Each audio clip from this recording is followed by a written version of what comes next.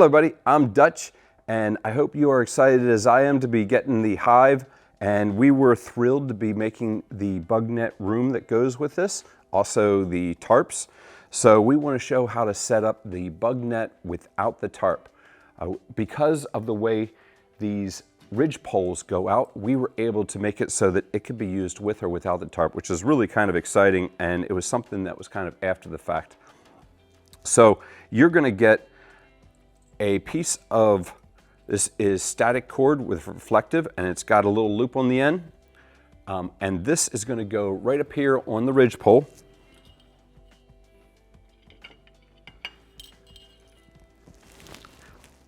On the very peak of your hive is a mitten hook on shock cord. You want to disconnect it from there and you put it on a pressic onto that cord. So this would be used on the internal ridge line. Should you be using the tarp? Or if you're not using the tarp, that's why we supply that line. And I like to set up the peak first. That is after I've already staked it all out. I wasn't able to put stakes in here, so I put weights at the four corners. So I find the peak of it, and I just put that onto this mitten hook. I come down to the other side. I find the peak. I've already got this side set up with the pressic, but now I can tighten this up and I can make it so this has nice tension. This lifts it up. Then there is this piece of shock cord with a cord lock and two mitten hooks on it. And all we're gonna do is lark's head that, well, it's not really lark's head. It's really, we're using the mitten hook to come around and click on it. You could do this either way. I think it just makes sense that the adjustable part with the cord lock is on the bottom. And really, it was meant so that the full extension pretty much does it, but if you had uneven ground or you lowered the stand for some reason, you would need to pull that up a little bit. So we gave it that adjustability. But I would start off with it being the full amount. I can show you over here how that gets attached. I simply just go around the pole.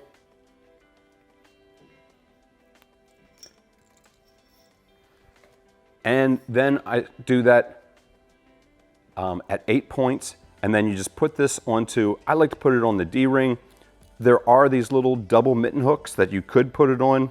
I just prefer to put it right onto the D-ring. The little mitten hooks are really meant for if you put it on the tarp. So I'm going to go around real quick.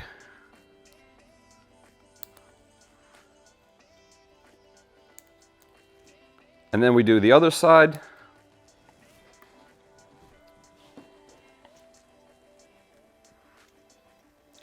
You can see this takes just a couple minutes to get this thing from down to up.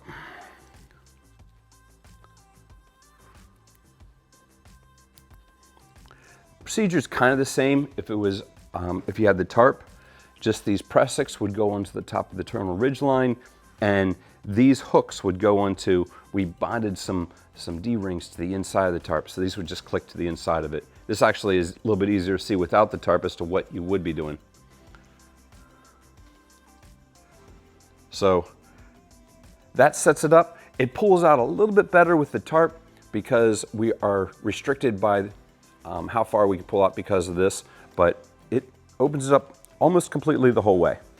So on the far side are 3 zippers just like this one right here. And I saw some people online saying that you're not able to run it through the center, and that was really meant because we didn't intend to run it through the center at the door. But if you wanted to give yourself a little bit more room, you can set up on this side and then go to the center if you were doing one person. Or if you want to give yourself more room for like sitting or something and you're one person, you can come through, and of course if it's 2 people, it would go through there. That way you're still able to fully use the door. So if I was to set up a hammock, there happens to be a hammock already in here. Suspension's on here.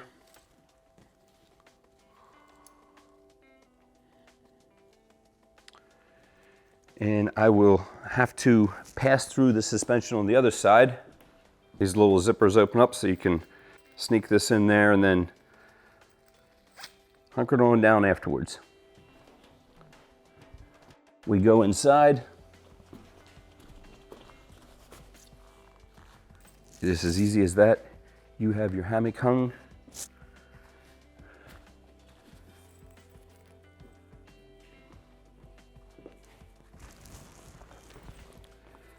So procedure would be exactly the same if it was 2 people. And that is the Hive Bug Net Room. Thank you, everybody.